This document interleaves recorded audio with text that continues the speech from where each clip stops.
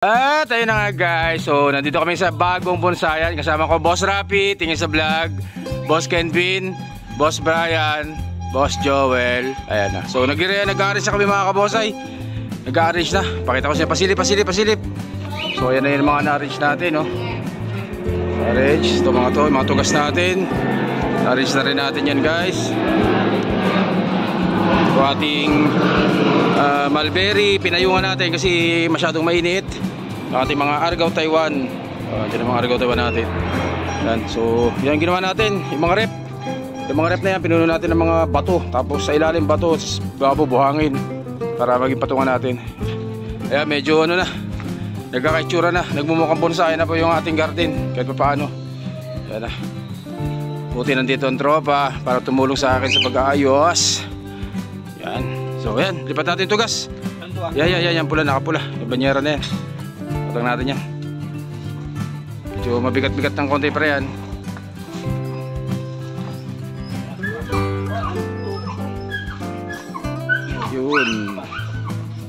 Yun.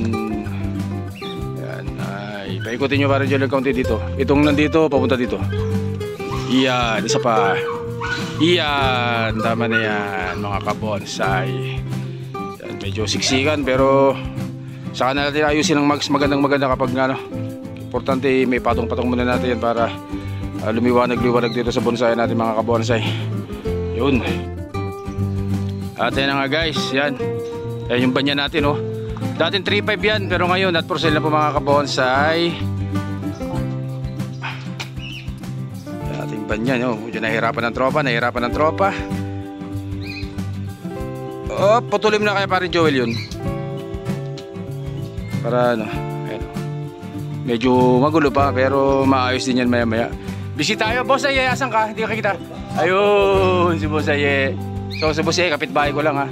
Shoutout Art Capital Bossy Club. Shoutout po sa inyo lahat. Uy.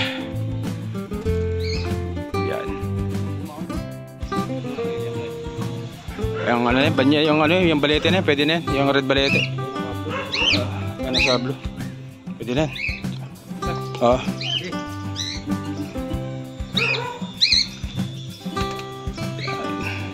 Oh, tinangat na po yung ating red balete na malupit din ang pormahan yan mga kabose. Paikutin mo rapid dito ng kaunti.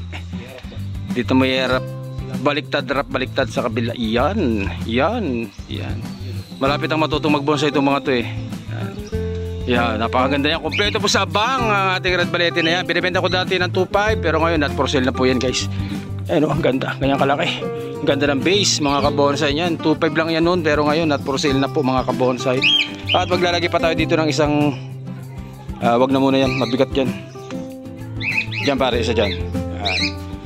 Isa dito, isa pa dito na stand rin. Yan. So may 5 tayong stand, may 5 tayong pirasong bonsai stand na yan, galing ito sa lumang bonsai natin. So reserve natin guys. At yan nga guys, so ito po yung natira natin, nag-iisang yang Batangas na natira sa atin mga kabonsai. So walang piraso ito dati, nabenta natin yung 7. Ito yung nag-iisang natira sa atin na yang. Patong natin sa stand. 1, 2, 3. Ayan. Saan ba harap ito? Oh, pula sa gitna idol. Paano dyan? Hila dyan siya. Yun.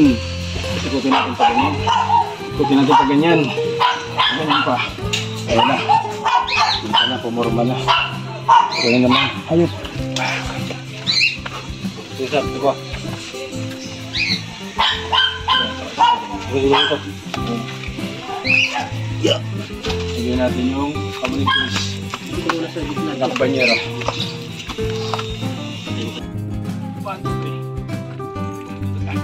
May merenda ba dyan?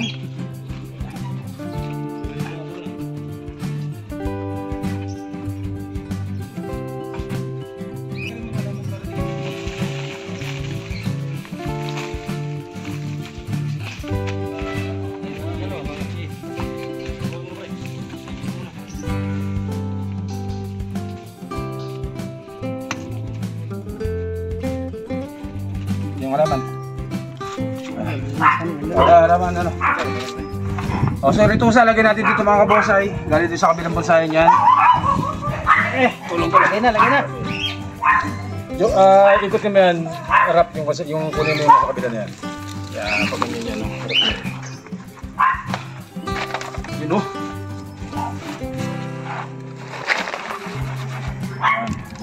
Hawakan natin. Hindi ko ang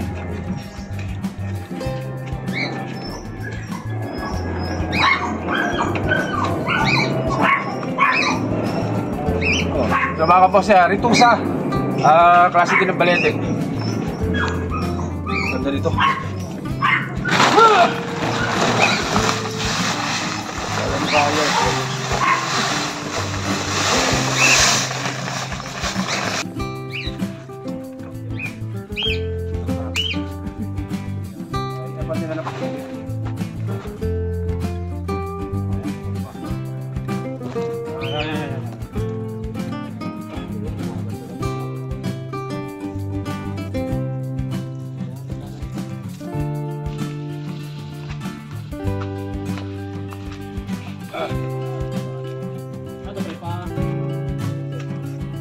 At yun na nga guys, so ito yung pinibenta natin dati Picos, Texas na naka-rock spring. Parang 3,500 dati benta ko, pero ngayon not for sale na po yan mga kabonsai. Not for sale muna. So sa sunod, babaklasin natin yan. Mag-update ako sa inyo ng video nito. Tanggalin natin yung plastic niya para makita nyo kung gaano maganda yung ugat niya. So ganito pa ako magproseso ng pagpapakapit ng ugat sa bato o paggawa ng rock craftsman project sa Texas. Kaya sa Banyang, ganito yung ginagawa natin, pinabalutan natin plastic piece na talaga. Yun!